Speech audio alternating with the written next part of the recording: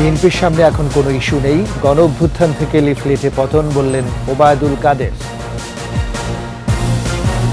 রাঙামাটির লংদুতে ইউপিডিএফ সদস্য সহ 2 জনকে গুলি করে হত্যা, অভিযোগের তীর জনসংহতি সমিতির দিকে। 1.5 বছরও শেষ হয়নি সুরমার 15 কিলোমিটার ড্রেজিং, পলিথিনকে দুষছে পানি উন্নয়ন বোর্ড। বড় শক্তিগুলোর ক্ষমতার লড়াই আর অর্থনৈতিক স্বার্থে যুদ্ধের বিস্তৃতি, পেছনের আরেক কারণ যুক্তরাষ্ট্রের অস্ত্র ব্যবসা।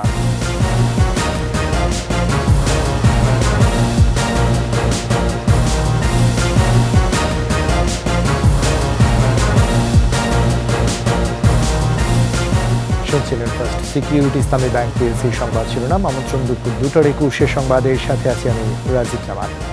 আর দর্শক, 21 টেলিভিশনের সংবাদ একই সাথে সরাসরি দেখতে পাবেন আমাদের ফেসবুক পেজ www.facebook.com/2124online।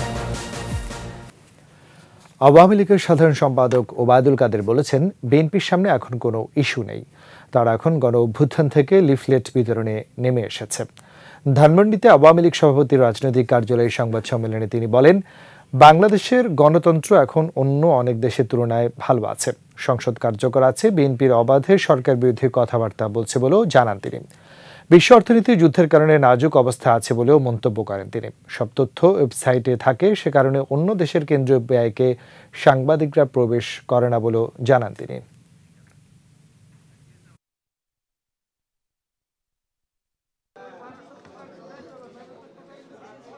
বাংলাদেশে একটা নির্বাচন হয়েছে, বিএনপি নির্বাচনে নেই। এখন গণতন্ত্রের ঘাটতি কোথায়? সংসদ আছে, সংসদ চলছে, সংসদে বিরোধী দল সরকারের সমালোচনা করছে শুরু থেকে। আমরা তো কারো মুখ বন্ধ করে দিয়েছি, বাইরেও যারা সংসদে নেই, বিএনপিও যখন যা করছে ফ্রি স্টাইল বক্তব্য দিচ্ছে। এখন তারা আছে এটা বোঝানোর জন্য শেষ পর্যন্ত গণ অভ্যুত্থান থেকে লিফলেট বিতরণে আসতে হলো, এটাই মজার ব্যাপার। রাঙামাটি লংদুর ভালেদিঘাট এলাকায় সন্ত্রাসীদের গুলিতে ইউপিডিএফ কর্মী বিদ্যাধন চাকমা ওরফে তিলক ও ধন্যমণি চাকমা নামে অপর এক গ্রামবাসী নিহত হয়েছে। স্থানীয়রা জানায়, সকাল 8:30টার দিকে লংদু উপজেলার বড় হাড়ি কাবার ভালেদিঘাটের পার্শ্ববর্তী স্থানে ইউপিডিএফ এর কর্মীরা সাংগঠনিক কাজে অবস্থান করছিলেন। এই সময় 7 জনের এক দল সন্ত্রাসী এলাকাটি ঘিরে ফেলে ইউপিডিএফ কর্মীদের উপর অতর্কিত ব্রাশ ফায়ার করে। এতে ঘটনাস্থলে বিদ্যাধন চাকমা ওরফে তিলক ও গ্রামবাসী ধন্যমণি চাকমা মারা যায়।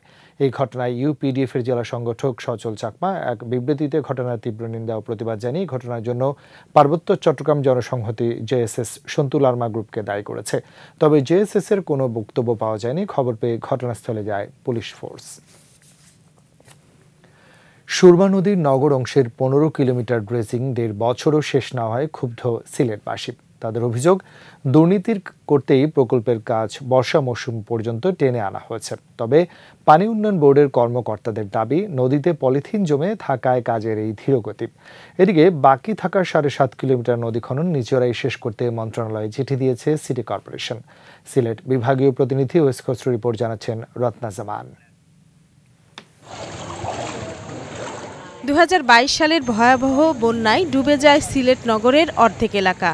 এ থেকে রেহাই পেতে 15 কিলোমিটারের নগর অংশে সুরমা নদী খননের দাবি ওঠে। গত বছরের জানুয়ারিতে 50 কোটি টাকা ব্যয়ে ড্রেজিং শুরু করে পানি উন্নয়ন বোর্ড। আগামী জুন মাসে প্রকল্পের কাজ পুরোপুরি শেষ হওয়ার কথা থাকলেও এ পর্যন্ত ড্রেজিং হয়েছে 60%। চলতি বর্ষা মৌসুমে লুটপাট করতেই এ কালক্ষেপণ, অভিযোগ সুশীল সমাজের। এখন যা খনন হবে, কি খনন করবেন সেটাকে পরিদর্শন করে সেটা রিপোর্ট দিবে। এখানে আসলে পুরো এই নদী খননের বিষয়টা সম্পূর্ণরূপে একটা দুর্নীতির বিষয়। প্রকল্পের ক্ষেত্রে যে দীর্ঘসূত্রিটা, সেইটা একটা বড় কারণ। আর দ্বিতীয়ত হচ্ছে ষড়ঋতুর দেশ বাংলাদেশ, এই দেশে প্রকল্প এমনভাবে শুরু করা উচিত যাতে বর্ষা মৌসুম শুরুর আগেই আমাদের প্রকল্পগুলো শেষ হয়ে যাওয়া। নদীর তলদেশে কয়েক স্তরে পলিথিন জমে থাকায় কাজে বাধা পড়ছে দাবি পানি উন্নয়ন বোর্ডের। ড্রেজিং শেষে এর সুফল নগরবাসী ভোগ করবেন বলছে সংস্থাটি। যেখানে হার্ড স্টার্ট আছে, পলিথিন বর্জ্য আছে, বিভিন্ন কাঠের গুঁড়ি ডিজিং করতে গেলে দেখা যায় কাটা ভেঙে যাচ্ছে কাঠের গুঁড়ির জন্য, যার কারণে ডিজিংয়ের অগ্রগতিটা কিছুটা ব্যাহত হচ্ছে। এদিকে কাজের ধীরগতিতে বাকি অংশের খনন নিজেদেরই উদ্যোগেই করতে চায় সিটি কর্পোরেশন। এ বিষয়ে নৌ পরিবহন মন্ত্রণালয়ে চিঠি দেয়া হয়েছে। যে সিটি কর্পোরেশনের ভিতরে 7.5 কিলোমিটার আমরা ব্যক্তিগতভাবে সিলেট সিটি কর্পোরেশন খনন করব, যাতে তড়িৎ গতিতে এখান থেকে জেলা প্রশাসক মহোদয়ের সাথে আমি ব্যক্তিগতভাবে আমাদের সিও সাহেব আমরা গিয়ে কথা বলেছি। প্রকল্পের কাজ দ্রুত শেষ হলে বন্যা ও জলাবদ্ধতা থেকে রেহাই পাবেন সিলেট নগরবাসী। রত্না জামান, 21 টেলিভিশন। বিশ্বব্যাপী যুদ্ধ সংঘাত ব্যাপক মাত্রায় বিস্তৃতির মূলে রয়েছে বৃহৎ শক্তিগুলোর ক্ষমতা, লড়াই ও অর্থনৈতিক স্বার্থ। সামরিক ব্যয় বাড়িয়ে তারা নিজেদের ও মিত্রদের অস্ত্র ভাণ্ডার শক্তিশালী করছে। বিভিন্ন সংস্থার তথ্য মতে রাশিয়ার বিরুদ্ধে যুদ্ধে ইউক্রেনকে ও গাজা যুদ্ধে ইসরায়েলকে এই পর্যন্ত 8,000 কোটি টাকা ডলারের বেশি অস্ত্র দিয়েছে যুক্তরাষ্ট্র একাই। বিশ্লেষকরা বলছেন, অস্ত্র বাণিজ্য চালু রাখা ও আঞ্চলিক আধিপত্য ধরে রাখতে যুদ্ধ সংঘাত বন্ধে যথেষ্ট উদ্যোগী নয় পশ্চিমা বিশ্ব। এসব নিয়ে 21 স্পেশালে দুলি মল্লিকের 2 পর্বের প্রতিবেদনের আজ শেষ পর্ব।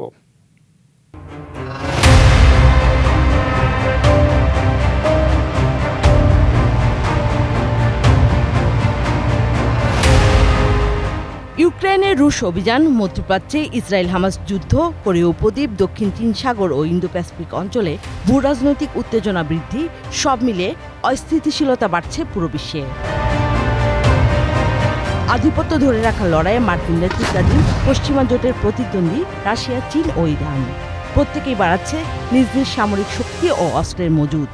স্টকহোম ইন্টারন্যাশনাল পিস রিসার্চ ইনস্টিটিউটের মতে এবারই সর্বোচ্চ বৈশ্বিক সামরিক ব্যয় $2,40,000 কোটি। প্রথমবারের মতো একসঙ্গে 5টি ভৌগোলিক অঞ্চলে বেড়েছে এই ব্যয়। বিশ্বব্যাপী সামরিক ব্যয় বাড়া এক ধরনের দুষ্টচক্র। যখন আমার প্রতিবেশী দেশ তার ব্যয় বাড়াবে, তখন আমিও ব্যয় বাড়াতে বাধ্য।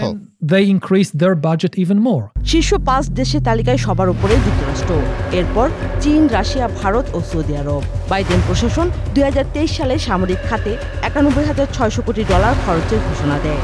যুক্তরাষ্ট্রের সঙ্গে ব্যয় বাড়ানোর প্রতিযোগিতায় যোগ দেয় মিত্র জোট ইউরোপিয়ান নেটো। 31 সদস্য দেশের ব্যয় দাঁড়িয়েছে $1,34,000। প্রশ্ন ওঠে, এত বিপুল অর্থ কোথায় কিভাবে খরচ করে পশ্চিমা বিশ্ব? $800 million, 600 Danish crowns, £300 million. উত্তর খুব স্পষ্ট ইউক্রেন ও গাজা যুদ্ধে অস্ত্র সরবরাহের চিত্রে। 2 বছরে ইউক্রেনকে $6,900 কোটি অস্ত্র দেয় যুক্তরাষ্ট্র। 7 মাসে গাজায় ধ্বংসযজ্ঞে ইসরায়েলকে দেয় $1,000 কোটি অস্ত্র। বিশ্বের 90% অস্ত্র উৎপাদন করে যুক্তরাষ্ট্র। যুদ্ধ সংঘাতের জেরে 2023 সালের রেকর্ড $23,800 কোটি অস্ত্র বিক্রি করেছে দেশটি। বিশ্বব্যাপী যুদ্ধ সংঘাত চললেই যুক্তরাষ্ট্রের অস্ত্র বাণিজ্য চালু থাকে। সম্প্রতি এক গবেষণায় বের হয়ে আসে নেপথ্যের খবর। জানা যায়, সামরিক সহায়তা অর্থ সরাসরি কোনো দেশে পাঠায় না, ওই অর্থ দিয়ে তৈরি হয় নতুন অস্ত্র, পাঠানো হয় মজুদ থাকা অস্ত্র।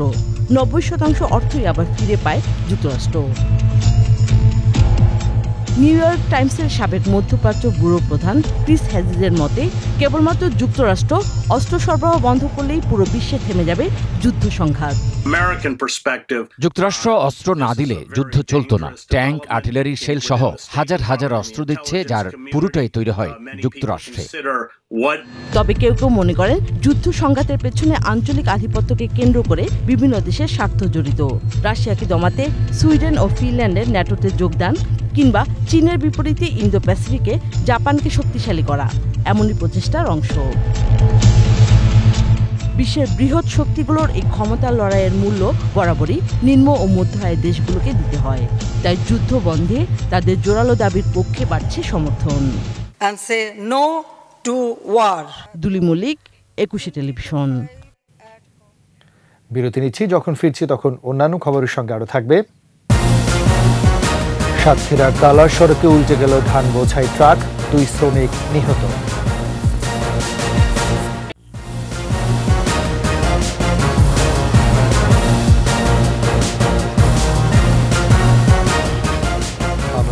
দুপুর 2টার 21 সংবাদ।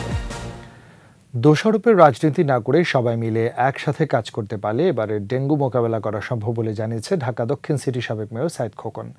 সকালে জাতীয় প্রেস ক্লাবে মিট দ্য প্রেসে সাইদ খোকন জানান তার সময় ডেঙ্গু নিয়ন্ত্রণে রাখার অভিজ্ঞতা আছে। বর্তমান ডিএসসিসি যদি আসন্ন ডেঙ্গু মোকাবেলায় তার সহায়তা চান তবে তিনি পাশে থেকে তা করবেন। তাছাড়া ডেঙ্গু রোগী নিয়ে সম্প্রতি ডিএসসিসি যে তথ্য দিয়েছে তাতেও তথ্যপাতের ভুল আছে বলেও দাবি করেন তিনি। দক্ষিণ সিটির কাঁচা বাজারগুলোতে চাঁদাবাজি বন্ধ করতে পারলে মাছ মুরগির দাম কমে আসবে বলেও মন্তব্য করেন সাবেক এই মেয়র।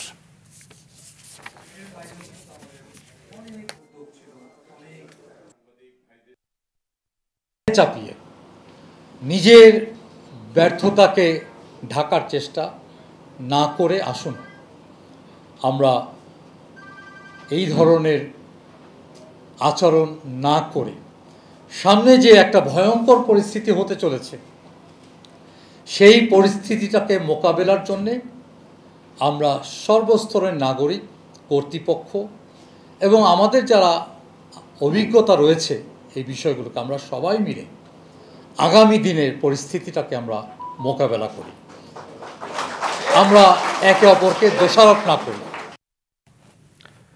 সাতক্ষীরার তালায় ধান বোঝাই ট্রাক নিয়ন্ত্রণ হারিয়ে রাস্তার পাশে উল্টে গিয়ে 2 ধান কাটা শ্রমিক নিহত হয়েছে। এ সময় আহত হচ্ছে আরও 7 শ্রমিক। পুলিশ জানায় সকাল 6:30টার দিকে খুলনা পাইকগাছা সড়কের হরিশ্চন্দ্র কাটি সদর বাড়ি বটতলা এলাকায় এই ঘটনা ঘটে। নিহতরা হলেন সাইদুল গাজী ও মনিরুল ইসলাম। আহত ধান কাটা শ্রমিক জাহিদুল ইসলাম জানান খুলনার কয়রা থেকে 13 জন শ্রমিক গোপালগঞ্জে ধান কেটে মজুরি হিসাবে পাওনা 25 থেকে 30 মণ ধান নিয়ে বাড়ি ফেরার পথে দুর্ঘটনা ঘটে। নিহত 2 জনের মরদেহ উদ্ধার করে সাতক্ষীরা সদর হাসপাতালে মর্গে পাঠানো হয়েছে। ট্রাকটি জব্দ করা হলেও চালক পালিয়ে গেছে।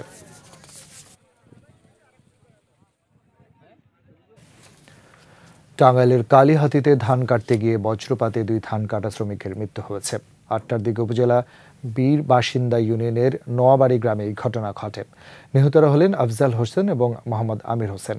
বীর বাসিন্দা ইউনিয়ন পরিষদের চেয়ারম্যান সোহরাব হোসেন জানান সকালে কয়েকজন শ্রমিক হজরত আলীর ক্ষেতে ধান কাটতে যায়। এই সময় গুড়ি গুড়ি বৃষ্টির সাথে বজ্রপাত হয়। এতে ঘটনাস্থলে 2 জনের মৃত্যু হয়, আহত হন আরও 4 জন। তাদের উদ্ধার করে উপজেলা স্বাস্থ্য কমপ্লেক্সে ভর্তি করা হয়। নিহতদের বাড়ি দিনাজপুরের বীরগঞ্জ উপজেলায়।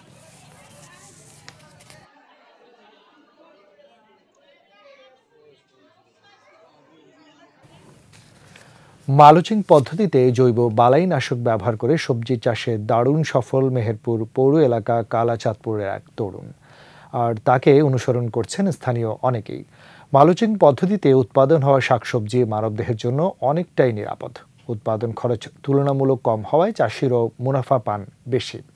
মেহেরপুর প্রতিনিধি ফারুক হোসেনের তথ্য ছবিতে দেখুন বিস্তারিত ডেস্ক রিপোর্টে। মেহেরপুর পৌর শহরের কালাচাঁদপুর এলাকার আতিকুর রহমান কৃষি বিভাগের পরামর্শে মালচিং পদ্ধতিতে জৈব বালাইনাশক ব্যবহার করে সবজি উৎপাদনে দারুণ সাড়া ফেলেছেন তিনি। এই পদ্ধতির চাষাবাদে সবজিতে কীটনাশক প্রয়োগের পরিবর্তে ফেরোমেন ট্র্যাপ ব্যবহার করে পোকামাকড় দমন করা হয়। পরিকল্পিত উপায়ে লাইন ও নালা করে আগাছা দমন, পানি নিষ্কাশন, সার ও পানি ব্যবহার করায় উৎপাদন খরচও অনেক কম হয়। ফলে প্রচলিত চাষাবাদের তুলনায় মালচিং পদ্ধতির চাষাবাদে মুনাফা বেশি। কৃষি সিনিয়র অফিসারদের সাথে সহযোগিতায় আমরা এই আবাদগুলো আমি তৈরি করছি, তাতে আল্লাহর রহমতে অনেক ভালো ফলন দিয়েছে। শুরুতে মালচিং পদ্ধতিকে অনেকেই গুরুত্ব দিতেন না, কিন্তু স্মার্ট কৃষিতে লাউ, শশা, বেগুন, চিচিঙ্গা, ক্যাপসিকাম, পেঁপে, মরিচ চাষে এখন স্থানীয়রা আগ্রহ দেখাচ্ছেন। আমিও এখন চিন্তা ভাবনা করছি যে আমার এই ভাইয়ের ছেলের সাথেই যোগাযোগ করি যে কিভাবে আবাদগুলা করা যায়। এই সফলতা লাভের জন্য আমরা চেষ্টা করব। মানুষের সবাই বলা বলি করছে যে ধ্বংসর পথে হবে বা এগুলো ক্ষতিগ্রস্ত হবে, তাতে এখন ফলাফল এসছে যে আবাদ করেছে তাতে দেখা যাচ্ছে যে বহুত কিছু সফল অর্জন করেছে। কৃষি কর্মকর্তারা বলছেন মালচিং পদ্ধতিতে জৈব বালাইনাশক ব্যবহারের চাষাবাদ করে অনেকে সফল হয়েছেন। পদ্ধতিটি জনপ্রিয় হয়ে উঠছে। মালচিং ব্যবহার করলে সেখানে আপনার আগাছা কম হচ্ছে, আপনার সারের অপচয় কম হচ্ছে, পানির অপচয় কম হচ্ছে এবং আপনার এখানে শ্রমিক খরচ কম লাগছে বলে কৃষক লাভবান হচ্ছে এবং দিন দিন মেহেরপুরে এই প্রযুক্তি ছড়িয়ে যাচ্ছে। রাসায়নিক বালাইনাশক ব্যবহার না হয় মালচিং পদ্ধতিতে চাষ হওয়া সবজি তুলনামূলক স্বাস্থ্যসম্মত ও নিরাপদ। রাজীব জামান, 21 টেলিভিশন। শেষ করছি দুপুর 2টার 21 সংবাদ। যাবার আগে ফার্স্ট সিকিউরিটি ইসলামী ব্যাংক পিএলসি সংবাদ শিরোনামগুলো জানাচ্ছি আরও একবার। বিএনপির সামনে এখন কোনো ইস্যু নেই, গণঅভ্যুত্থান থেকে লিফলেটে পতন, বললেন ওবায়দুল কাদের। রাঙামাটি লংদুতে ইউপিডিএফ সদস্য সহ 2 জনকে গুলি করে হত্যা, অভিযোগে তীর জনসংহতি সমিতির দিকে। 1.5 বছরও শেষ হয়নি সুরমার 15 কিলোমিটার ড্রেজিং, পলিথিনকে দুষছেন পানি উন্নয়ন বোর্ড। বড় শক্তিগুলোর ক্ষমতার লড়াই আর অর্থনৈতিক স্বার্থে যুদ্ধের বিস্তৃতি, পেছনের আরেক কারণ যুক্তরাষ্ট্রের অস্ত্র ব্যবসা।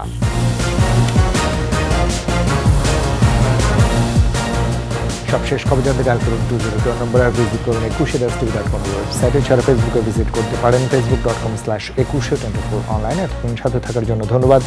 পরবর্তী সংবাদ সন্ধ্যা 6টায় দেখার আমন্ত্রণ রইল। একুশের সাথে থাকুন।